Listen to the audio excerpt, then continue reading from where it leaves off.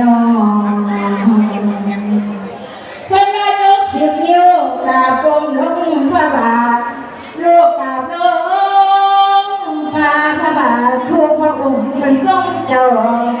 ควรในวันนี้ให้สุขีเสือแม้ผาเองเสียลืมให้ตนเจ้าพอตนน้ำข้างนอกบ้านโลกนั้นถูกพอน้องบ่ดีขอให้อดสาเด้ออย่าสุมีความหอมเอาแต่สิ่งดีๆมาก่อนสิ่งทานให้มาก่อนโลกของพ่อเป็นสามเณรน้อเจ้าข้าน้อยเชื่อน้อผู้โท